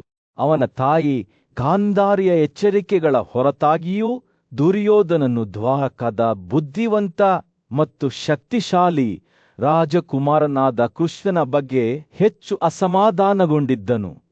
ಹೀಗೆ ಮಾಡುವುದರಿಂದ ಅವನು ತನ್ನ ಸೋದರ ಸಂಬಂಧಿಗಳಾದ ಪಾಂಡವರ ಮೇಲೆ ಪ್ರಯೋಜನವನ್ನು ಪಡೆಯುತ್ತಾನೆ ಎಂಬ ಭರವಸೆಯಿಂದ ಕೃಷ್ಣನನ್ನು ಬಂಧಿಸಲು ಪ್ರಯತ್ನಿಸಿದನು. ದುರ್ಯೋಧನನ ಯೋಜನೆಯು ಕೃಷ್ಣನನ್ನು ಬಲವಂತವಾಗಿ ಸೆರೆಹಿಡಿದು ನಂತರ ಪಾಂಡವರನ್ನು ದುರ್ಬಲಗೊಳಿಸಿದಾಗ ಅವರ ಮೇಲೆ ದಾಳಿ ಮಾಡುವುದು. ಅವನ ಸಲಹೆಗಾರರು ಅಂದರೆ ಶಕುನಿ, ಕರ್ಣ ಮತ್ತು ದುಶ್ಯಾಸನ ಅವನ ಮಹತ್ವಾಕಾಂಕ್ಷೆಯನ್ನು ಹಂಚಿಕೊಂಡರು. ಕೃಷ್ಣನನ್ನು ದಾರಿ ತಪ್ಪಿಸಿದರೆ ಅವರ ಗೆಲುವು ಖಚಿತವಾಗುತ್ತದೆ ಎಂದು ಮನವರಿಕೆ ಮಾಡಿದರು. ಯುಧಿಷ್ಠಿರನ ನೇತೃತ್ವದಲ್ಲಿ ಪಾಂಡವರು ಧೈರ್ಯ ಕಳೆದುಕೊಂಡು ಹೋರಾಡಲು ಅಸಮರ್ಥರಾಗುತ್ತಾರೆ ಎಂಬ ಸನ್ನಿವೇಶವನ್ನು ಅವರು ಕಲ್ಪಿಸಿಕೊಂಡರು. ಏತನ್ಮಧ್ಯೆ ಕೃಷ್ಣನ ನಿಷ್ಠಾವಂತ ಸ್ನೇಹಿತನಾದ ಸಾತ್ವಿಕಿ ದುರ್ಯೋಧನನ ಮಾನವ ಸ್ವಭಾವದ ಬಗ್ಗೆ ಆಳವಾದ ಒಳನೋಟದಿಂದ ಅವನ ಯೋಜನೆಯ ಬಗ್ಗೆ ತಿಳಿದನು. ಅವನು ತಕ್ಷಣವೇ ಆ ಸಮಯದಲ್ಲಿ ಆಸ್ಥಾನದಲ್ಲಿದ್ದ ಕೃಷ್ಣನಿಗೆ ತಿಳಿಸಿದನು. ಕೃಷ್ಣನು ಸಾತ್ಯಕಿಯ ಮಾತುಗಳನ್ನು ಗಮನದಿಂದ ಆಲಿಸಿದನು. ನಂತರ ಅವುಗಳನ್ನು ಧೃತರಾಷ್ಟ್ರ ಮತ್ತು ವಿದುರರೊಂದಿಗೆ ಹಂಚಿಕೊಂಡನು. ಕೃಷ್ಣನ ಶಾಂತ ನಡವಳಿಕೆಯು ಪರಿಸ್ಥಿತಿಯ ಬಗ್ಗೆ ಆಳವಾದ ತಿಳುವಳಿಕೆಯನ್ನು ನಿರಾಕರಿಸಿತು. ದುರ್ಯೋಧನನ ಯೋಜನೆಯು ಅಂತಿಮವಾಗಿ ಅವನ ಪತನಕ್ಕೆ ಕಾರಣವಾಗುತ್ತದೆ ಎಂದು ಅವನಿಗೆ ತಿಳಿದಿತ್ತು. ವಿಶಿಷ್ಟವಾದ ನಂಬತೆಯಿಂದ ಅವನು ದುರ್ಯೋಧನನು ತನ್ನ ಮೇಲೆ ದಾಳಿ ಮಾಡಲು ಬಯಸಿದರೆ ಹಿಂಜರಿಯದೆ ಹಾಗೆ ಮಾಡಬೇಕೆಂದು ಘೋಷಿಸಿದನು. ಕೃಷ್ಣನು ತಾನು ಬಲದಿಂದ ಪ್ರತೀಕಾರ ತೀರಿಸುವುದಿಲ್ಲ, ಆದರೆ ನ್ಯಾಯ ಮತ್ತು ನೀತಿಯ ತತ್ವಗಳನ್ನು ಎತ್ತಿ ಹಿಡಿಯಲು ತನ್ನನ್ನು ತಾನು ಸೋಲಿಸಲು ಅವಕಾಶ ಮಾಡಿಕೊಡುತ್ತೇನೆ ಎಂದು ಸೇರಿಸಿದನು. ಕೃಷ್ಣನ ಮಾತುಗಳಿಂದ ವಿಚಲಿತನಾದ ಧೃತರಾಷ್ಟ್ರನು ತನ್ನ ಮಗನ ಕೃತ್ಯಗಳ ಗಂಭೀರತೆಯನ್ನು ಅರಿತುಕೊಂಡನು. ಅವನು ತನ್ನ ಸಲಹೆಗಾರರು ಮತ್ತು ಸಹೋದರರೊಂದಿಗೆ ಆಸ್ಥಾನಕ್ಕೆ ಮರಳುವಂತೆ ದುರ್ಯೋಧನನಿಗೆ ಕರೆ ನೀಡಿದನು. ದುರ್ಯೋಧನನನ್ನು ನೇರವಾಗಿ ಉದ್ದೇಶಿಸಿ ಧೃತರಾಷ್ಟ್ರನು ತನ್ನ ಯೋಜನೆಯನ್ನು ಮರುಪರಿಶೀಲಿಸುವಂತೆ ಅವನನ್ನು ಬೇಡಿಕೊಂಡನು. ಕೃಷ್ಣನನ್ನು ಸೆರೆಹಿಡಿಯುವ ಪ್ರಯತ್ನವು ವ್ಯರ್ಥವಾಗುತ್ತದೆ ಎಂದು ಎಚ್ಚರಿಸಿದನು. ಎಂದೆಂದಿಗೂ ಬುದ್ಧಿವಂತ ಮತ್ತು ಪ್ರಜ್ಞಾವಂತನಾದ ವಿದುರನು ಧೃತರಾಷ್ಟ್ರನ ಮಾತುಗಳನ್ನು ಪ್ರತಿಧ್ವನಿಸುತ್ತಾ ಕೃಷ್ಣನು ಜಯಶಾಲಿಯಾಗಿ ಹೊರಹೊಮ್ಮಿದ ಹಲವಾರು ಯುದ್ಧಗಳನ್ನು ದುರ್ಯೋಧನನಿಗೆ ನೆನಪಿಸಿದನು. ಆತನು ಕೃಷ್ಣನನ್ನು ವಶಪಡಿಸಿಕೊಳ್ಳಲು ಪ್ರಯತ್ನಿಸಿದ, ಆದರೆ ಅಂತಿಮವಾಗಿ ವಿಫಲರಾದ ನರಕ, ಪ್ರಾಗಜ್ಯೋತಿಷ ಮತ್ತು ನಿರ್ಮೋಚನರ ಕಥೆಗಳನ್ನು ವಿವರಿಸಿದನು. ನ್ಯಾಯದ ವಿಜೇತನಾಗಿ ಕೃಷ್ಣನ ಖ್ಯಾತಿಯು ದೇಶದಾದ್ಯಂತ ಪ್ರಸಿದ್ಧವಾಗಿತ್ತು. ಅವನ ಸಾಧನೆಗಳು ದಂತಕಥೆಗಳಾಗಿದ್ದವು. ಅವನು ಬಾಲ್ಯದಲ್ಲಿಯೇ ಪುತನ ಮತ್ತು ಇಬ್ಬರು ಅಸುರರನ್ನು ಕೊಂದನು. ಗೋವರ್ಧನ ಪರ್ವತವನ್ನು ತನ್ನ ಪುಟ್ಟ ಬೆರಳಿಗೆ ಹಿಡಿದನು. ಜರಾಸಂಧ, ಶಿಶುಪಾಲ ಮತ್ತು ಇತರ ಹಲವಾರು ರಾಜರನ್ನು ಸೋಲಿಸಿದನು ಮತ್ತು ವರುಣ ಮತ್ತು ಪಾವಕರನ್ನೂ ಸಹ ಸೋಲಿಸಿದನು. ವಿದುರನು ಮಾತನಾಡುತ್ತಿದ್ದಂತೆ ದುರ್ಯೋಧನ ಸಂಕಲ್ಪವು ಅಲುಗಾಡಲು ಪ್ರಾರಂಭಿಸಿತು. ಅವನ ತಂದೆಯ ಮಾತುಗಳು ಕೃಷ್ಣನ ಸಾಹಸಗಳ ಕಥೆಗಳೊಂದಿಗೆ ಸೇರಿ ಅವನ ಯೋಜನೆಯು ವಿಫಲಗೊಳ್ಳುತ್ತದೆ ಎಂದು ಅವನಿಗೆ ಅರಿವಾಯಿತು. ಕೊನೆಯಲ್ಲಿ ದುರ್ಯೋಧನನನ್ನು ಒತ್ತಾಯಿಸಲಾಗುವುದು ಎಂದು ತೋರುತ್ತಿತ್ತು. ಕುರುವರ ಬೃಹತ್ ಸಭಾಭವನದಲ್ಲಿ ಅದಕ್ಕೆ ಸಾಕ್ಷಿಯಾದ ಎಲ್ಲರ ನೆನಪುಗಳಲ್ಲಿ ಕೆತ್ತಲಾಗುವ ಒಂದು ದೃಶ್ಯವು ಬೆಳಕಿಗೆ ಬಂದಿತು. ತನ್ನ ಬುದ್ಧಿವಂತ ಸಲಹೆಗೆ ಹೆಸರುವಾಸಿಯಾದ ವಿದುರನು ಕೃಷ್ಣ ಎಂದೂ ಕರೆಯಲ್ಪಡುವ ಪರಾಕ್ರಮಿ ಕೇಶವನ ಉದ್ದೇಶಗಳ ಬಗ್ಗೆ ಸತ್ಯವಾಗಿ ಮಾತನಾಡಿದ್ದನು. ಧೃತರಾಷ್ಟ್ರನ ಮಗನಾದ ದುರ್ಯೋಧನನು ಕೋಪಗೊಂಡಿದ್ದನು ಮತ್ತು ಕೃಷ್ಣನು ಒಬ್ಬನೇ ಇದ್ದಾನೆ. ಎಂದು ನಂಬಿ ಹಿಂಸೆಯಿಂದ ಅವನನ್ನು ಸೋಲಿಸಲು ಪ್ರಯತ್ನಿಸಿದನು. ಆದರೆ ಕೃಷ್ಣನು ಒಬ್ಬಂಟಿಯಾಗಿಲ್ಲ ಎಂದು ಅವನಿಗೆ ತಿಳಿದಿರಲಿಲ್ಲ. ಅವನು ಜೋರಾಗಿ ನಕ್ಕಾಗ ಅವನ ದೇಹವು ಹೊಳೆಯುವ ಬೆಂಕಿಯಂತೆ ಮಿನುಗಲು ಪ್ರಾರಂಭಿಸಿತು. ಹೆಬ್ಬೆರಳಿಗಿಂತ ಚಿಕ್ಕದಾದ ಆದರೆ ಮಿಂಚಿನಂತಹ ಹೊಳಪನ್ನು ಹೊರಸೂಸುವ ಅಸಂಖ್ಯಾತ ದೇವರುಗಳು ಅವನ ದೇಹದಿಂದ ಹೊರಬಂದವು. ಪ್ರಪಂಚದ ರಾಜರು ಅವನ ತೋಳುಗಳ ಮೇಲೆ ಕಾಣಿಸಿಕೊಂಡರು ಮತ್ತು ಬ್ರಹ್ಮನು ಅವನ ಹಣೆಯ ಮೇಲೆ ಪ್ರಕಾಶಮಾನವಾಗಿ ಹೊಳೆಯುತ್ತಿದ್ದನು. ರುದ್ರನು ಅವನ ಎದೆಯ ಮೇಲೆ ಮಿಲಿರಿದನು. ಅಗ್ನಿ, ಆದಿತ್ಯರು, ಸಾಧ್ಯರು, ವಾಸುಗಳು, ಅಶ್ವಿಗಳು, ಮಾರುತರು, ಇಂದ್ರ ಮತ್ತು ವಿಶ್ವದೇವರು ಅವನ ಬಾಯಿಂದ ಹೊರಬಂದರು. ಇದೇ ರೀತಿಯ ಅಳತೆ ಮತ್ತು ರೂಪದ ಯಕ್ಷರು, ಗಾಂಧರ್ವರು ಮತ್ತು ರಾಕ್ಷಸರು ಸಹ ಕೃಷ್ಣನ ದೇಹದಿಂದ ಹೊರಹೊಮ್ಮಿದರು. ಶಂಕರಶನ ಮತ್ತು ಧನಂಜಯನು ಅವನ ತೋಳುಗಳ ಮೇಲೆ ಕಾಣಿಸಿಕೊಂಡರು. ಅರ್ಜುನನು ಬಿಲ್ಲನ್ನು ಹಿಡಿದುಕೊಂಡು ಅವನ ಬಲಭಾಗದಲ್ಲಿ ನಿಂತನು. ಭೀಮ, ಯುಧಿಷ್ಠಿರ, ನಕುಲ, ಸಹದೇವ ಮತ್ತು ಆಂಧಕರು ಮತ್ತು ಋಷಿಗಳು ಹತ್ತಿರದಿಂದ ಹಿಂಬಾಲಿಸುತ್ತಿದ್ದಂತೆ ರಾಮನು ನೇಗಿಲು ಹಿಡಿದುಕೊಂಡು ಅವನ ಎಡಭಾಗದಲ್ಲಿ ನಿಂತನು. ಕೃಷ್ಣನ ವೈವಿಧ್ಯಮಯ ತೋಳುಗಳು ಬೆರಗುಗೊಳಿಸುವ ಶಸ್ತ್ರಾಸ್ತ್ರಗಳಿಂದ ಹೊಳೆಯುತ್ತಿದ್ದವು. ಶಂಖ, ಡಿಸ್ಕಸ್, ಗದ, ಸಾರಂಗ, ಬಿಲ್ಲು, ನೇಗಿಲು, ಜಾವೆಲಿನ್, ನಂದಕ ಮತ್ತು ಇನ್ನೂ ಅನೇಕ ಅವನ ಕಣ್ಣುಗಳು, ಮೂಗು, ಕಿವಿಗಳು ಮತ್ತು ಅವನ ದೇಹದ ಪ್ರತಿಯೊಂದು ಭಾಗದಿಂದ ಹೊಗೆಯೊಂದಿಗೆ ಬೆಂಕಿಯ ಕಿಡಿಗಳು ಬೆರೆತವು. ಗಾಳಿಯು ಅವನ ದೈವಿಕ ರೂಪದ ಪ್ರಕಾಶಮಾನ ಹೊಳಪಿನಿಂದ ತುಂಬಿತ್ತು. ರಾಜರು ಈ ವಿಸ್ಮಯಕರ ದೃಶ್ಯವನ್ನು ನೋಡುತ್ತಿದ್ದಂತೆ ಅವರ ಹೃದಯಗಳು ಆಶ್ಚರ್ಯ ಮತ್ತು ಭಯದಿಂದ ತುಂಬಿದವು. ದ್ರೋಣ, ಭೀಷ್ಮ, ವಿದುರ, ಸಂಜಯ ಮತ್ತು ಈ ದೃಶ್ಯವನ್ನು ವೀಕ್ಷಿಸಲು ಆಶೀರ್ವದಿಸಲ್ಪಟ್ಟ ಕೆಲವು ಋಷಿಗಳನ್ನು ಹೊರತುಪಡಿಸಿ ಅವರು ತಮ್ಮ ಕಣ್ಣುಗಳನ್ನು ಮುಚ್ಚಿಕೊಂಡರು. ಆಕಾಶದಲ್ಲಿ ಆಕಾಶದ ದ್ರಮಗಳು ಬೀಸಿದವು ಮತ್ತು ಕೃಷ್ಣನ ಮೇಲೆ ಹೂವಿನ ಮಳೆ ಸುರಿಯಿತು. ಅವರ ಪಾದಗಳ ಕೆಳಗೆ ಭೂಮಿಯು ನಡುಗುತ್ತಿತ್ತು. ಸಾಗರಗಳು ಉದ್ವೇಗದಿಂದ ಕೂಗುತ್ತಿದ್ದವು. ಈ ಅಸಾಧಾರಣ ದೃಶ್ಯವನ್ನು ನೋಡಿ ವಿಶ್ವದ ಎಲ್ಲಾ ನಿವಾಸಿಗಳು ಆಶ್ಚರ್ಯಚಕಿತರಾದರು. ನಂತರ ಹೊಗೆಯೊಂದಿಗೆ ಬೆಂಕಿಯಂತೆ ಕೃಷ್ಣನ ದೈವಿಕ ರೂಪವು ಸಭಾಂಗಣದಿಂದ ಕಣ್ಮರೆಯಾಯಿತು. ಅವನು ಹೊರಡುವಾಗ ಸತ್ಯಕಿ ಮತ್ತು ಕೃತವರ್ಮನು ಅವನ ಎರಡೂ ಬದಿಗಳಲ್ಲಿ ಅವನೊಂದಿಗೆ ಹೋದರು. ಆದರೆ ಸಂಜಯ ಮತ್ತು ಋಷಿಗಳು ತಮ್ಮ ತಮ್ಮ ಸ್ಥಳಗಳಿಗೆ ಮರಳಿದರು. ಕೌರವರು ಇತರ ರಾಜರೊಂದಿಗೆ ಇಂದ್ರನನ್ನು ಹಿಂಬಾಲಿಸಿದ ದೇವರುಗಳಂತೆ ಭಯದಿಂದ ಕೃಷ್ಣನನ್ನು ಹಿಂಬಾಲಿಸಿದರು. ಆದಾಗ್ಯೂ ಕೃಷ್ಣನು ಆಸ್ಥಾನದಿಂದ ಹೊರಬರುವಾಗ ಅವರ ಮಾತನ್ನು ಕೇಳಲಿಲ್ಲ. ಸಭಾಭವನದ ಬಾಗಿಲಲ್ಲಿ ಅವನ ಸಾರಥಿಯಾದ ದಾರುಕ ಬಿಳಿ ಬಣ್ಣದ ಕಾರನ್ನು ಅಲಂಕರಿಸಿ ಕಾಯುತ್ತಿದ್ದನು. ಕುರುಗಳ ಮಹಾಸಭೆಯಲ್ಲಿ ಅಲ್ಲಿ ಅವರ ರಾಜ್ಯದ ಭವಿಷ್ಯವು ಸ್ಥಗಿತಗೊಂಡಿತ್ತು. ಕೃಷ್ಣ ಎಂದು ಕರೆಯಲ್ಪಡುವ ವಾಸುದೇವನು ಪಾಂಡವರ ತಾಯಿಯಾದ ಕುಂತಿಯ ಮುಂದೆ ನಿಂತನು. ಗೌರವ ಮತ್ತು ಗೌರವದಿಂದ ಅವನು ಆಡಳಿತಗಾರರಾಗಿ ತಮ್ಮ ಹಕ್ಕಿನ ಸ್ಥಾನವನ್ನು ಮರಳಿ ಪಡೆಯಲು ತನ್ನ ಪುತ್ರರಿಗೆ ಹೇಗೆ ಮಾರ್ಗದರ್ಶನ ನೀಡಬೇಕೆಂದು ಆಕೆಯ ಸಲಹೆಯನ್ನು ಕೇಳಿದನು. ಸಭೆಯಲ್ಲಿ ನಡೆದ ಘಟನೆಗಳನ್ನು ವಾಸುದೇವನು ವಿವರಿಸುವಾಗ ಬುದ್ಧಿವಂತ ಮತ್ತು ಸಹಾನುಭೂತಿಯುಳ್ಳ ಕುಂತಿ ಗಮನವಿಟ್ಟು ಆಲಿಸಿದಳು. ನಂತರ ಆಕೆ ದೃಢನಿಶ್ಚಯದಿಂದ ಮಾತನಾಡಿದರು. ಆಕೆಯ ಮಾತುಗಳು ಬುದ್ಧಿವಂತಿಕೆ ಮತ್ತು ಅನುಭವದಿಂದ ತೊಟ್ಟಿಕ್ಕಿದವು. ಓ ಕೇಶವ, ಅವಳು ಪ್ರಾರಂಭಿಸಿದಳು, ವೇದಗಳ ನಿಜವಾದ ಅರ್ಥವನ್ನು ಗ್ರಹಿಸಲು ವಿಫಲವಾದ ಓದುಗನಂತೆ ಅವನ ಸದ್ಗುಣವು ಕ್ಷೀಣಿಸುತ್ತಿದೆ ಎಂದು ರಾಜ ಯುಧಿಷ್ಠಿರನಿಗೆ ತಿಳಿಸಿ ಸೌಮ್ಯವಾದ ಆದರೆ ದೃಢವಾದ ಧ್ವನಿಯೊಂದಿಗೆ ಕುಂತಿ ತನ್ನ ಮಗನಿಗೆ ಒಬ್ಬ ಕ್ಷತ್ರಿಯನಾಗಿ ತನ್ನ ಜನರನ್ನು ರಕ್ಷಿಸಲು ಮತ್ತು ನ್ಯಾಯವನ್ನು ಎತ್ತಿ ಹಿಡಿಯಲು ಅವನು ಕರ್ತವ್ಯಬದ್ಧನಾಗಿದ್ದಾನೆ ಎಂದು ನೆನಪಿಸಿದಳು. ಅವಳು ಪ್ರಾಚೀನ ಕಥೆಗಳಿಂದ ಸೆಳೆಯಲ್ಪಟ್ಟಳು.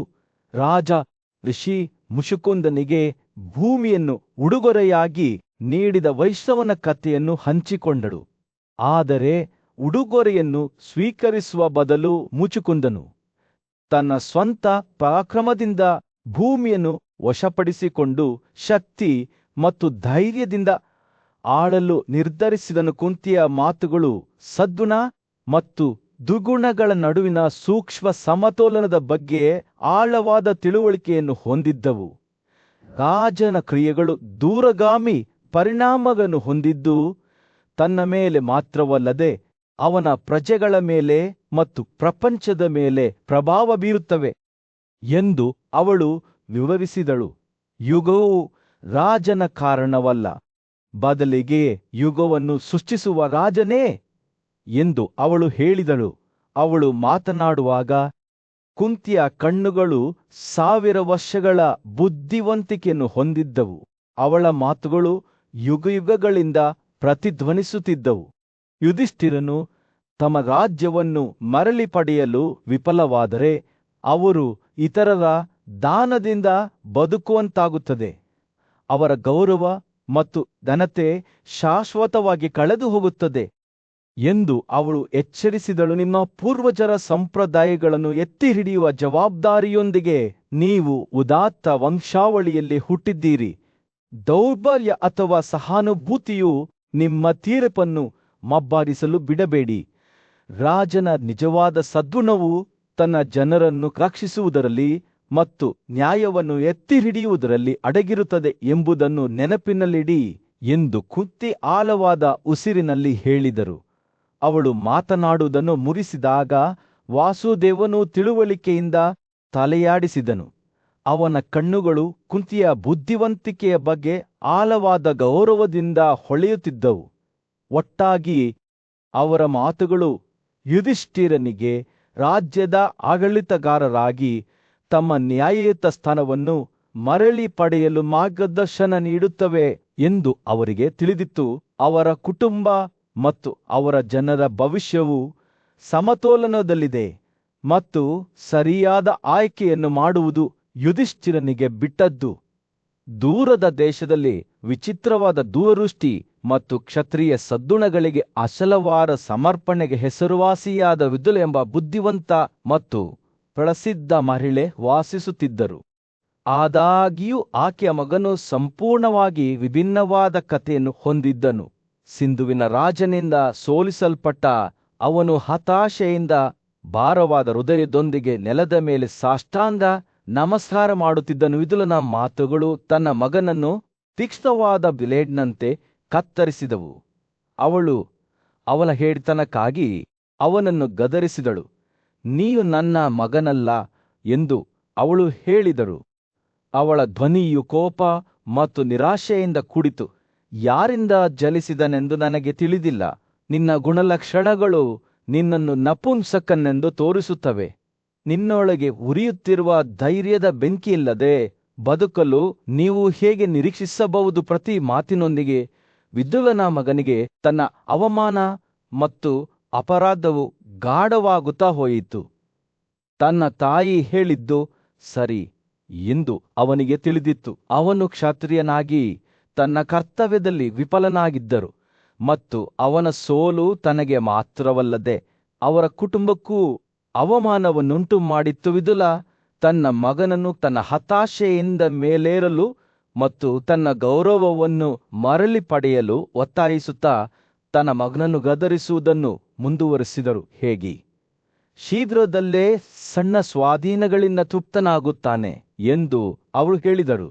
ಆದರೆ ಶಾಶ್ವತವಾಗಿ ಹೊಗೆಯಾಡುವುದಕ್ಕಿಂತ ಒಂದು ಕ್ಷಣ ಸುಡುವ ಬೆಂಕಿಯಂತೆ ಉರಿಯುವುದು ಉತ್ತಮವು. ಮಗನೇ, ನೆನಪಿಡಿ, ಧೈರ್ಯಶಾಲಿ ವ್ಯಕ್ತಿಯು ಯುದ್ಧದಲ್ಲಿ ದೊಡ್ಡ ಸಾಧನೆಗಳನ್ನು ಸಾಧಿಸಿದಾಗ ಮಾತ್ರ ಕ್ಷತ್ರಿಯ ಆ ದೇಶದ ಕರ್ತವ್ಯಗಳಿಗೆ ತಾನು ನೀಡಬೇಕಾದ ಸಾಲದಿಂದ ಮುಕ್ತನಾಗುತ್ತಾನೆ. ಆಕೆಯ ಮಾತುಗಳು ಆಕೆಯ ಮಗನ ಹೃದಯವನ್ನು ಬಾಣದಂತೆ ಚುಚ್ಚಿದವು ಮತ್ತು ಅವನೊಳಗೆ ದೃಢನಿಶ್ಚಯದ ಉಗಮವನ್ನು ಅವನು ಅನುಭವಿಸಿದನು. ತನ್ನ ತಾಯಿ ಹೇಳಿದ್ದು ಸರಿ ಎಂದು ಅವನಿಗೆ ತಿಳಿದಿತ್ತು. ಅವನು ತನ್ನನ್ನು ತಾನು ಮನುಷ್ಯ ಎಂದು ಕರೆಯಲು ಯೋಗ್ಯನೆಂದು ಸಾಬೀತುಪಡಿಸಬೇಕಾಯಿತು. ವಿದುಲನ ಕೊನೆಯ ಮಾತುಗಳು ತನ್ನ ಮಗನಿಗೆ ಸ್ಪಷ್ಟವಾದ ಕರೆಯಂತೆ ಇದ್ದವು. ಓ ಮಗನೇ, ನಿನ್ನ ಹೃದಯವನ್ನು ಉಕ್ಕಿಸು ಎಂದು ಅವಳು ಹೇಳಿದಳು. ನಿನ್ನ ಸ್ವಂತ ಗೌರವವನ್ನು ಮರಳಿ ಪಡೆಯಲು ಮತ್ತು ಸೋಲು ಮತ್ತು ಅವನತಿಗೆ ಕಾರಣವಾಗುವ ತಪ್ಪುಗಳಿಂದ ನಿಮ್ಮನ್ನು ಮುಕ್ತಗೊಳಿಸಲು ಪ್ರಯತ್ನಿಸಿ. ಒಬ್ಬ ಮನುಷ್ಯನನ್ನು ಪುರುಷ ಎಂದು ಕರೆಯಲಾಗುತ್ತದೆ, ಏಕೆಂದರೆ ಅವನು ತನ್ನ ವೈರಿಯನ್ನು ತೊಂದರೆಗೊಳಪಡಿಸಲು ಸಮರ್ಥನಾಗಿದ್ದಾನೆ. ನೀವು ಮಹಿಳೆಯಂತೆ ವಾಸಿಸುತ್ತಿದ್ದರೆ ತಪ್ಪಾಗಿ ಹೆಸರಿಸಬೇಡಿ. ವಿದುಲನ ಮಾತುಗಳು ಮಾಯವಾಗುತ್ತಿದ್ದಂತೆ ಆಕೆಯ ಮಗ ತನ್ನೊಳಗೆ ಹೊಸ ಸಂಕಲ್ಪವನ್ನು ಕಂಡುಕೊಂಡನು. ಅವನು ತನ್ನ ವೈತಲೆಗಳನ್ನು ಮೀರಿ ತನ್ನನ್ನು ತಾನು ನಿಜವಾದ ಕ್ಷತ್ರಿಯ ಎಂದು ಕರೆಯಲು ಯೋಗ್ಯರೆಂದು ಸಾಬೀತುಪಡಿಸಿಕೊಳ್ಳಬೇಕು ಎಂದು ಅವನಿಗೆ ತಿಳಿದಿತ್ತು. ದೃಢನಿಶ್ಚಯದ ಹೃದಯದಿಂದ ಅವನು ವಿಮೋಚನೆಯತ್ತ ತನ್ನ ಪ್ರಯಾಣವನ್ನು ಪ್ರಾರಂಭಿಸಿದನು. ತಾಯಿ ಮಗನ ಸಂಭಾಷಣೆಯು ಯುವಕನ ಜೀವನದಲ್ಲಿ ಒಂದು ಮಹತ್ವದ ತಿರುವು ನೀಡಿತು. ತನ್ನ ಮೌಲ್ಯವನ್ನು ತನ್ನ ಸೋಲುಗಳಿಂದ ಅಳೆಯಲಾಗುವುದಿಲ್ಲ, ಆದರೆ ಮತ್ತೆ ಎದ್ದು ತನ್ನ ನ್ಯಾಯಕ್ಕಾಗಿ ಹೋರಾಡುವ ಇಚ್ಛೆಯಿಂದ ಅಳೆಯಲಾಗುತ್ತದೆ ಎಂದು ಅವನು ಅರಿತುಕೊಂಡನು.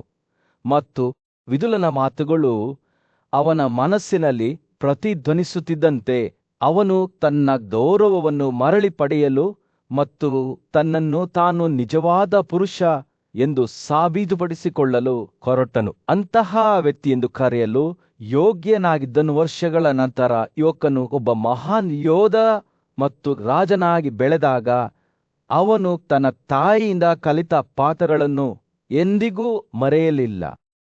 ಅವನು ಬುದ್ಧಿವಂತಿಕೆ ಮತ್ತು ಧೈರ್ಯದಿಂದ ಆಳಿದನು, ತನ್ನ ಜನರ ಗೌರವ ಮತ್ತು ಮೆಚ್ಚುಗೆಯನ್ನು ಗಳಿಸಿದನು.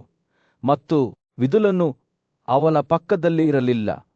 ಭೀಕರ ಬಿಕ್ಕಟ್ಟಿನ ನಡುವೆಯೂ ವಿದುಲನು ತನ್ನ ಮಗ ಮತ್ತು ಕ್ಷತ್ರಿಯ ಯೋಧನಾದ ಸಂಜಯನ ಮುಂದೆ ನಿಂತು ಅವನ ಆತ್ಮವನ್ನು ಆಳವಾಗಿ ಆವರಿಸುವಂತಹ ಮಾತುಗಳನ್ನು ಹೇಳಿದನು.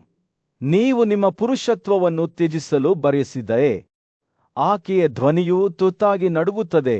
ನಂತರ ನೀವು ಶೀಘ್ರದಲ್ಲೇ ದೀನ ಮತ್ತು ದುಃಖಿತರಿಂದ ಹಾದು ಹೋಗುವ ಹಾದಿಯಲ್ಲಿ ನಿಮ್ಮನ್ನು ಕಂಡುಕೊಳ್ಳುತ್ತೀರಿ ಎಂದು ಅವಳು ಹೇಳಿದರು. ಅವಳು ತನ್ನ ಕಣ್ಣುಗಳಲ್ಲಿ ಕಣ್ಣೀರಿನಿಂದ ದುಃಖದಿಂದ ಭಾರವಾದ ಹೃದಯದಿಂದ ಅವನನ್ನು ನೋಡಿದಳು. ಅವರ ಇತ್ತೀಚಿನ ಸೋಲಿನಿಂದ ಇನ್ನೂ ತತ್ತರಿಸುತ್ತಿದ್ದ ಸಂಜಯ್ ಅವನ ಪಾದಗಳನ್ನು ದಿಟ್ಟಿಸಿ ನೋಡಿದನು. ಸೋಲಿನಿಂದ ಅವನ ಭುಜಗಳು ಕುಸಿದು ಬಿದ್ದವು. ವಿದುಲನ ಮಾತುಗಳು ಅಂಟಿಕೊಂಡವು, ಆದರೆ ಅವಳು ಒತ್ತಿರಳು. ಅವನೊಳಗೆ ಯೋಧನನ್ನು ಎಚ್ಚರಗೊಳಿಸಲು ಪ್ರಯತ್ನಿಸುತ್ತಿದ್ದಳು. ನೀನು ಕ್ಷತ್ರಿಯ ಸಂಜಯ, ನೀನು ಭಯದಿಂದ ಅಥವಾ ದೌರ್ಬಲ್ಯದಿಂದ ಪ್ರಭಾವಿತನಾಗಬಾರದು. ಆ ಬುದ್ಧಿವಂತ ಬ್ರಾಹ್ಮಣನು ಒಮ್ಮೆ ನಿನ್ನ ಬಗ್ಗೆ ಹೇಳಿದ್ದನ್ನು ನೆನಪಿಸಿಕೊಳ್ಳಿ. ಈ ಒಬ್ಬನು ದೊಡ್ಡ ಸಂಕಟದಲ್ಲಿ ಬೀಳುತ್ತಾನೆ ಮತ್ತೆ ಶ್ರೇಷ್ಠತೆಯನ್ನು ಗೆಲ್ಲುತ್ತಾನೆ. ವಿದುಲ ಮಾತನಾಡುವಾಗ ಆಕೆಯ ಮನಸ್ಸಿನಲ್ಲಿ ನೆನಪುಗಳು ತುಂಬಿ ತುಡುಕುತ್ತಿದ್ದವು. ಆಕೆ ಮತ್ತು ಆಕೆಯ ಪತಿ ಅಧಿಕಾರದ ಪರಾಕಾಷ್ಠೆಯಲ್ಲಿದ್ದ ದಿನಗಳನ್ನು ನೆನಪಿಸಿಕೊಂಡರು. ಸ್ನೇಹಿತರು ಮತ್ತು ಅಭಿಮಾನಿಗಳು ಅವರನ್ನು ಗೌರವದಿಂದ ನೋಡುತ್ತಿದ್ದರು. ಆದರೆ ಈಗ ಅವರ ರಾಜ್ಯವು ಪತನದ ಅಂಚಿನಲ್ಲಿತ್ತು ಮತ್ತು ಸಂಜಯ್ ಅದಕ್ಕಾಗಿ ಹೋರಾಡಲು ಇಷ್ಟವಿರಲಿಲ್ಲ. ನಿಮ್ಮ ಹೆಸರಿಗೆ ಬದ್ಧರಾಗಿರಿ ಎಂದು ವಿದುಲ ಭಾವುಕರಾಗಿ ಬೇಡಿಕೊಂಡಳು. ನೀವು ವಿಜಯಶಾಲಿ ಸಂಜಯ್. ನೀವು ಇತರರ ಹಿಂದೆ ನಡೆದು ಅವರ ಗೌರವಾರ್ಥವಾಗಿ ಶ್ಲಾಘನೀಯ ಭಾಷಣಗಳನ್ನು ಮಾಡುವುದನ್ನು ನಾನು ನೋಡಲು ಬಿಡಬೇಡಿ. ಒಬ್ಬ ಕ್ಷತ್ರಿಯನು ಕೋಪಗೊಂಡ ಆನೆಯಂತೆ ಎತ್ತರವಾಗಿ ನಿಲ್ಲಬೇಕು ಮತ್ತು ಇತರ ಎಲ್ಲ ಆದೇಶಗಳ ಮೇಲೆ ಆಳ್ವಿಕೆ ನಡೆಸಬೇಕು. ಅವಳು ನಿಲ್ಲಿಸಿ ಮುಂದುವರಿಯುವ ಮೊದಲು ತನ್ನನ್ನು ತಾನು ಒಟ್ಟುಗೂಡಿಸಿಕೊಂಡಳು. ನೆನಪಿಡಿ, ನನ್ನ ಮಗನೇ, ಬಡತನವು ಕೇವಲ ಸಾವಿನ ಒಂದು ರೂಪವಾಗಿದೆ. ನಾವು ಹಿಂದೆ ಇತರರ ಆಶ್ರಯವಾಗಿದ್ದೆವು, ಆದರೆ ಈಗ ನಾವು ನಮ್ಮ ಸ್ವಂತ ಪ್ರಜೆಗಳಿಂದ ಆಶ್ರಯ ಪಡೆಯಲು ಒತ್ತಾಯಿಸಲ್ಪಟ್ಟಿದ್ದೇವೆ. ನಮಗಾಗಿ ಹೋರಾಡಲು ನಿಮಗೆ ಶಕ್ತಿ ಸಿಗದಿದ್ದರೆ ನಾನು ಈ ಜೀವನವನ್ನು ತ್ಯಜಿಸಬೇಕಾಗುತ್ತದೆ ಎಂದು ನಾನು ಹೆದರುತ್ತೇನೆ. ಅವಳ ಮಾತುಗಳು ಸವಾಲಿನಂತೆ ಗಾಳಿಯಲ್ಲಿ ತೂಗಾಡುತ್ತಿದ್ದವು ಮತ್ತು ಸಂಜೆ ತನ್ನೊಳಗೆ ಒಂದು ಕಿಡಿ ಹೊತ್ತಿದಂತೆ ಭಾಸವಾಯಿತು. ಯುದ್ಧ ಮತ್ತು ಹತಾಶೆಯಿಂದ ಧ್ವಂಸಗೊಂಡ ಅವರ ರಾಜ್ಯವನ್ನು ನೋಡುವಾಗ ವಿದುಲನ ಮಾತುಗಳು ಅವನ ಮನಸ್ಸಿನಲ್ಲಿ ಪ್ರತಿಧ್ವನಿಸುತ್ತಿದ್ದವು. ಇಂದ್ರನಂತಹ ವೀರರು ಋತುವನನ್ನು ಕೊಂದು ದೊಡ್ಡ ಖ್ಯಾತಿಯನ್ನು ಗಳಿಸಿದ ಹಳೆಯ ಕಥೆಗಳನ್ನು ಅವನು ನೆನಪಿಸಿಕೊಂಡನು. ಅವರ ಹೆಜ್ಜೆಗುರುತುಗಳನ್ನು ಅನುಸರಿಸಲು ಅವನಿಗೆ ಸಾಧ್ಯವಾಗಲಿಲ್ಲವೇ? ಹೊಸ ದೃಢನಿಶ್ಚಯದಿಂದ ಸಂಜಯನು ಎತ್ತರವಾಗಿ ನಿಂತನು. ಅವರ ಹೆಗಲ ಮೇಲೆ ಅವರ ಹೋರಾಟದ ಭಾರವಿತ್ತು. ನಾನು ಹೋರಾಡುತ್ತೇನೆ. ಅವನು ದೃಢವಾಗಿ ಘೋಷಿಸಿದ, ನಾನು ನಮ್ಮ ರಾಜ್ಯವನ್ನು ರಕ್ಷಿಸುತ್ತೇನೆ. ಯಾವುದೇ ಬೆಲೆ ತೆತ್ತಾದರೂ ನಾನು ನನ್ನ ಹೆಸರಿಗೆ ಬದ್ಧನಾಗಿರುತ್ತೇನೆ. ವಿಜಯಿಯಾದ ಸಂಜಯ್ ಅವಳು ತನ್ನ ಮಗನನ್ನು ನೋಡುತ್ತಿರುವಾಗ ವಿದುಲನ ಮುಖವು ಭರವಸೆಯಿಂದ ಬೆಳಗಿತು. ಅವಳ ಹೃದಯವು ಹೆಮ್ಮೆಯಿಂದ ಹಾರಿಹೋಯಿತು. ಒಟ್ಟಿಗೆ ಅವರು ತಮ್ಮ ವೈರಿಗಳನ್ನು ಎದುರಿಸುತ್ತಾರೆ ಮತ್ತು ಬಹುಶಃ ಅವರು ಇನ್ನೂ ವಿಜಯಶಾಲಿಯಾಗಬಹುದು. ಒಂದು ರಾಜ್ಯದ ಹೃದಯದಲ್ಲಿ ತಾಯಿಯ ಮಾತುಗಳು ತನ್ನ ಮಗನ ಆತ್ಮವನ್ನು ಆಳವಾಗಿ ಭೇದಿಸುತ್ತವೆ. ರಾಣಿ ಕುಂತಿ ತನ್ನ ಏಕೈಕ ಮಗನಾದ ಸಂಜಯನ ಮುಂದೆ ನಿಂತು ಅವರ ಶತ್ರುಗಳಾದ ಸೈಂಧವರ ವಿರುದ್ಧ ಶಸ್ತ್ರಾಸ್ತ್ರಗಳನ್ನು ಎತ್ತಿಕೊಳ್ಳುವಂತೆ ಒತ್ತಾಯಿಸಿದಳು.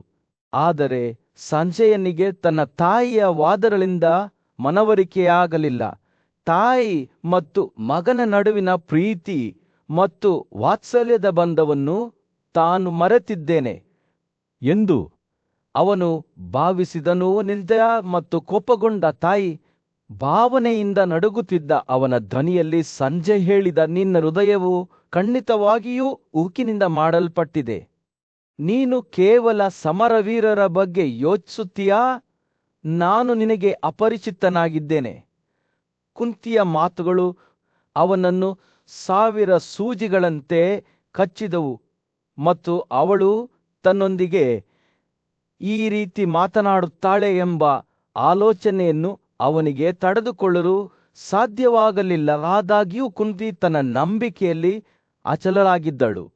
ತನ್ನ ರಾಜ್ಯಕ್ಕಾಗಿ ಹೋರಾಡುವುದು ಕ್ಷತ್ರಿಯನ ಕರ್ತವ್ಯ ಎಂದು ಅವಳು ನಂಬಿದ್ದಳು ಮತ್ತು ಸಂಜಯ್ ಅವರ ಗೌರವವು ಅದರ ಮೇಲೆ ಅವಲಂಬಿತವಾಗಿದೆ ಎಂದು ಅವಳು ನಂಬಿದ್ದಳು.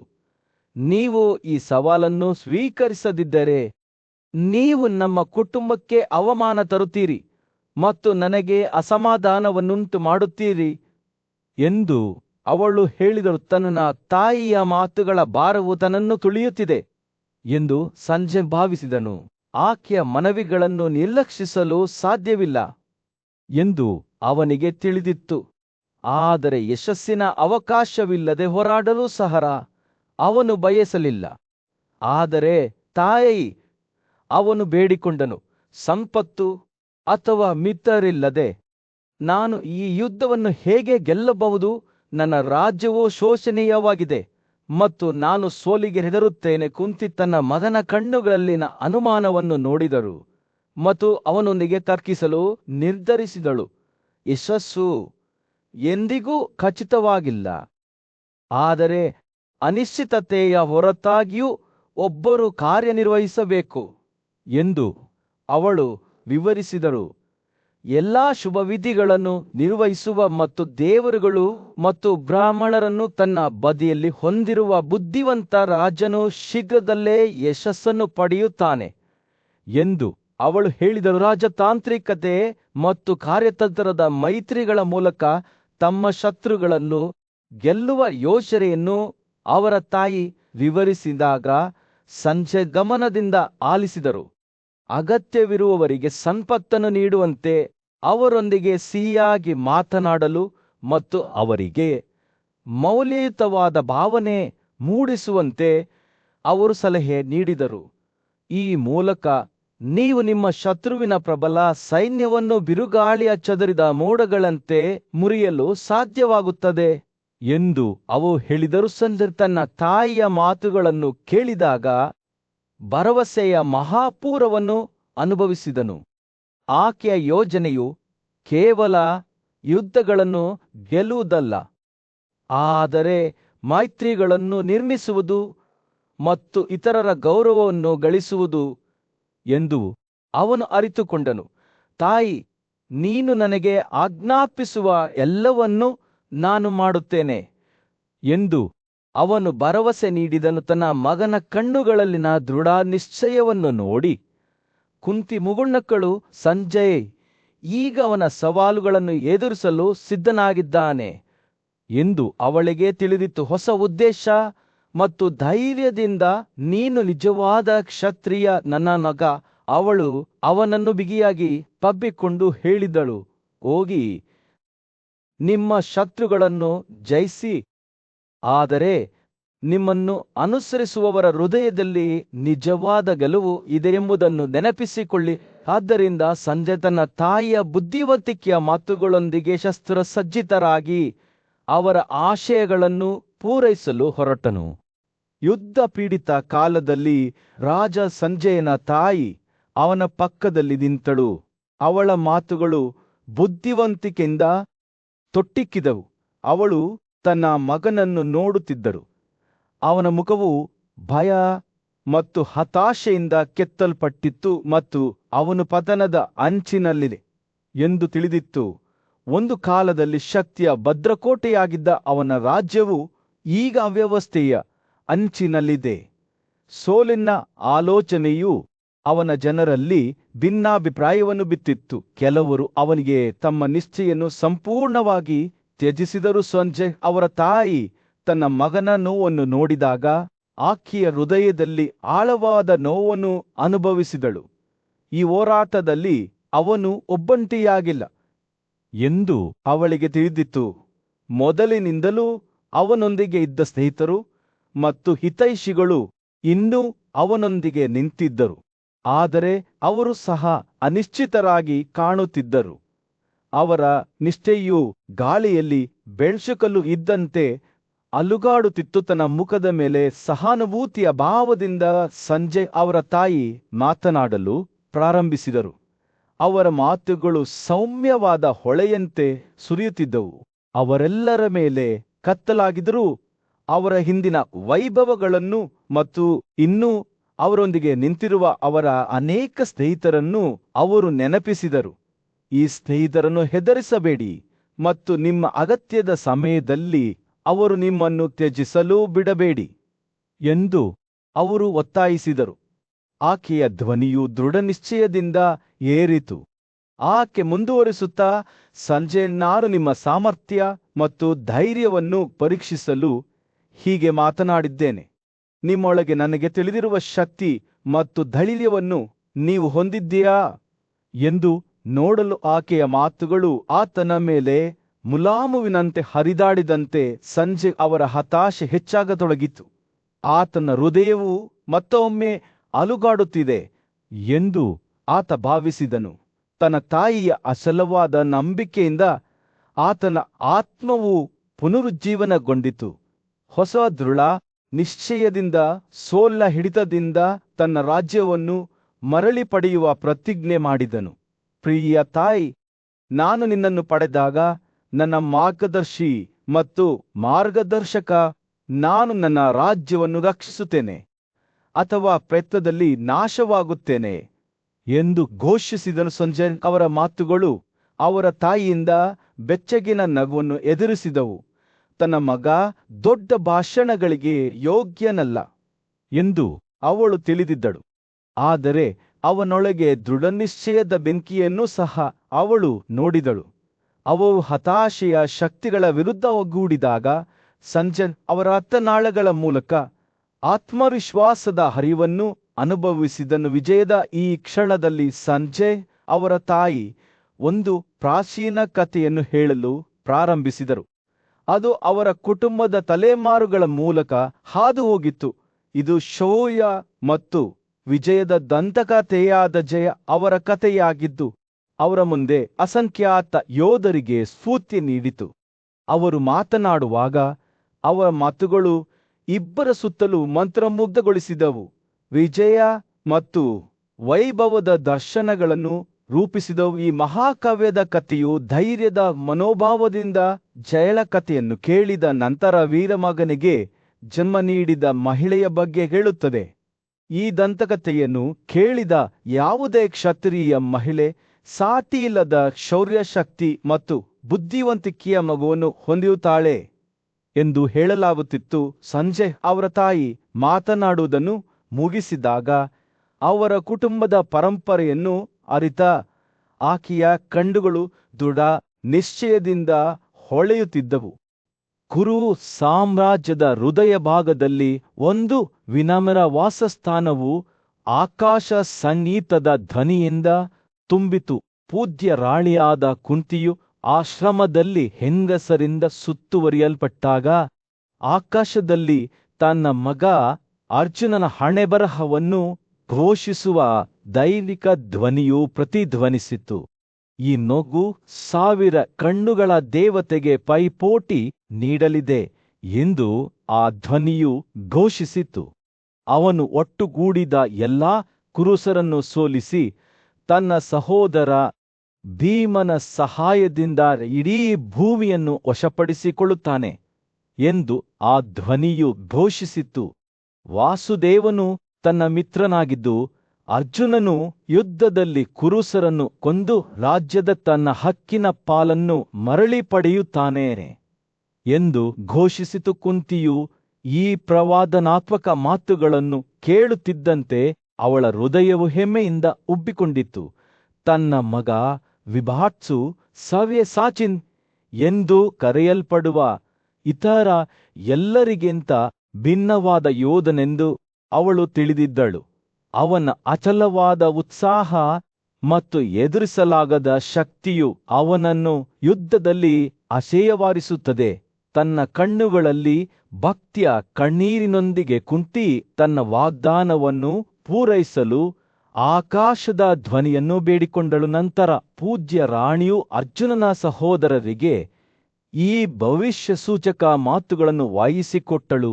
ತನ್ನ ಅಚಲ ಸಂಕಲ್ಪಕ್ಕೆ ಹೆಸರುವಾಸಿಯಾದ ಉಗ್ರ ಯೋಧನಾದ ಭೀಮನಿಗೆ ಕ್ಷತ್ರಿಯ ಮಹಿಳೆಯೊಬ್ಬಳು ತಮ್ಮ ಕುಟುಂಬಕ್ಕೆ ವೈಭವವನ್ನು ತರುವ ಮಗನಿಗೆ ಜನ್ಮ ನೀಡುವ ಸಮಯ ಇದಾಗಿದೆ ಎಂದು ತಿಳಿಸಲಾಯಿತು. ಯುದ್ಧಕ್ಕೆ ಸದಾ ಸಿದ್ಧನಾಗಿದ್ದ ಪರಾಕ್ರಮಶಾಲಿ ಭೀಮನಿಗೆ ತನ್ನ ಮನಸ್ಸಿನ ಸ್ಥಿತಿಯನ್ನು ನೆನಪಿಸಿಕೊಳ್ಳಲು ಒತ್ತಾಯಿಸಲಾಯಿತು. ತನ್ನ ವೈರಿಗಳನ್ನು ಸೋಲಿಸುವವರೆಗೂ ಎಂದಿಗೂ ತೃಪ್ತನಾಗಲಿಲ್ಲುದಾತ್ತ ಮನಸ್ಸಿನ ಪಾಂಡುವಿನ ಸೊಸೆ ಮತ್ತು ಸದ್ಗುಣದ ಮೂರ್ತ ರೂಪವಾದ ಕೃಷ್ಣನನ್ನು ಕುಂತಿಯು ಸ್ತುತಿಸುವ ಮಾತುಗಳಿಂದ ಸಂಬೋಧಿಸಿದಳು. ನನ್ನ ಪುತ್ರರ ಬಗೆಗಿನ ನಿಮ್ಮ ನಡವಳಿಕೆಯು ನಿಜವಾಗಿಯೂ ನಿಮಗೆ ಯೋಗ್ಯವಾಗಿದೆ ಎಂದು ಅವಳು ಹೇಳಿದಳು. ಮಾದ್ರಿಯ ಸಹೋದರರಾದ ನಕುಲ ಮತ್ತು ಸಹದೇವರಿಗೆ ಪರಾಕ್ರಮದಿಂದ ಗೆಲ್ಲಬಹುದಾದ ಆ ಆನಂದಗಳನ್ನು ಅಪೇಕ್ಷಿಸುವಂತೆ ಪ್ರೇರೇಪಿಸಲಾಯಿತು. ಆದರೆ ಸಭೆಯಲ್ಲಿ ದ್ರೌಪದಿಗೆ ನೀಡಲಾದ ಕ್ರೂರವಾದ ನಡವಳಿಕೆಯು ಕುಂತಿಯನ್ನು ಅತ್ಯಂತ ದುಃಖಿತಳಾಗಿಸಿತು. ಅಯ್ಯೋ ಸುಂದರವಾದ ಕೃಷ್ಣ, ಅವಳು ವಿಷಾದಿಸುತ್ತಾ, ನೀವು ಅಂತಹ ಪ್ರಬಲ ರಕ್ಷಕರನ್ನು ಮದುವೆಯಾಗಿದ್ದರೂ ಆ ಸಂದರ್ಭದಲ್ಲಿ ನಿಮಗೆ ಯಾವುದೇ ರಕ್ಷಕರು ಸಿಗಲಿಲ್ಲ. ದುಶ್ಯಾಸನ ಹೇಳಿದ ಆ ಕಠಿಣ ಮಾತುಗಳನ್ನು ನೆನಪಿಸಿಕೊಳ್ಳುವಂತೆ ಮತ್ತು ತನ್ನನ್ನು ರಕ್ಷಿಸುವ ಅರ್ಜುನನ ಕರ್ತವ್ಯವನ್ನು ನೆನಪಿಸುವಂತೆ ಅವಳು ಕೃಷ್ಣನನ್ನು ಒತ್ತಾಯಿಸಿರೋ. ಕುಂತಿಯು ಮಾತನಾಡುವುದನ್ನು ಮುಗಿಸಿದಾಗ ಬಲಿಷ್ಠ ಶಸ್ತ್ರ ಸಜ್ಜಿತನಾದ ಕೃಷ್ಣನು ತನ್ನ ವಾಸಸ್ಥಾನದಿಂದ ಹೊರಟು ಹೋದನು. ಆತನು ತನ್ನನ್ನು ಹಿಂಬಾಲಿಸಿದ ಭೀಷ್ಮ ಸೇರಿದಂತೆ ಕುರುಗಳ ಮುಖ್ಯಸ್ಥರನ್ನು ವಜಾಗೊಳಿಸಿದನು ಮತ್ತು ಕರ್ಣನನ್ನು ತನ್ನ ರಥದ ಮೇಲೆ ಕರೆದೊಯ್ದನು. ಸಾತ್ಯಕಿಯೊಂದಿಗೆ ದಾರುಕನ ವೇಗವಾದ ದಂಡಯಾತ್ರಿಕರಿಂದ ಓಡಿಸಲ್ಪಟ್ಟ ಆತನು ಕುರುನಗರವನ್ನು ತೊರೆದನು. ಕೃಷ್ಣನ ಹಠಾತ್ ನಿರ್ಗಮನದಿಂದ ದಿಗ್ಭ್ರಮೆಗೊಂಡ ಕುರುಗಳು ಈಗಷ್ಟೇ ಸಂಭವಿಸಿದ ಅದ್ಭುತ ಘಟನೆಯನ್ನು ಚರ್ಚಿಸಲು ಪ್ರಾರಂಭಿಸಿದರು. ಅಜ್ಞಾನದಿಂದ ಹೊರಬಂದು ಅವರು ಹೇಳಿದರು, ಇಡೀ ಭೂಮಿಯು ಸಾವಿನ ಜಾಲದಲ್ಲಿ ಸಿಕ್ಕಿ ಹಾಕಿಕೊಂಡಿದೆ. ಅವರು ದುರ್ಯೋಧನನ ಮೂರ್ಖತನವನ್ನು ಸಹ ವಿಷಾದಿಸಿದರು. ಇದು ಅವರ ಪತನಕ್ಕೆ ಕಾರಣವಾಯಿತು. ಮಧ್ಯೆ ಭೀಷ್ಮ ಮತ್ತು ಹಸ್ತಿನಾಪುರ ರಾಜ್ಯದ ಮೇಲೆ ಸೂರ್ಯನು ಮುಳುಗುತ್ತಿದ್ದಾಗ ಕೌರವರ ರಾಜಕುಮಾರರ ಆತಂಕಭರಿತ ಮುಖಗಳ ಮೇಲೆ ಚಿನ್ನದ ಹೊಳಪನ್ನು ಬೀರುತ್ತಿತ್ತು. ಕೋಪದಿಂದ ಕಿರಿದಾದ ಅವನ ಕಣ್ಣುಗಳು ದುರ್ಯೋಧನನು ಮೌನವಾಗಿ ಕುಳಿತಿದ್ದನು. ಮತ್ತು ಅವನ ಮುಖವು ಒರಟಾಗಿ ತಿರುಗಿತ್ತು. ಅವನ ಸಲಹೆಗಾರರಾದ ಭೀಷ್ಮ ಮತ್ತು ದ್ರೋಣರು ಮತ್ತೊಮ್ಮೆ ಅವನೊಂದಿಗೆ ಮಾತನಾಡುವ ಮೊದಲು ಚಿಂತೆಗೀಡಾದ ಕಣ್ಣುಗಳನ್ನು ವಿನಿಮಯ ಮಾಡಿಕೊಂಡರು. ಯುಧಿಷ್ಠಿರನ ವಿರುದ್ಧ ಹೋರಾಡುವುದಕ್ಕಿಂತ ದೊಡ್ಡ ದುಃಖ ನಮಗೇನಿದೆ? ಭೀಷ್ಮನ ಧ್ವನಿಯು ಚಿಂತೆಯಿಂದ ತುಂಬಿತ್ತು.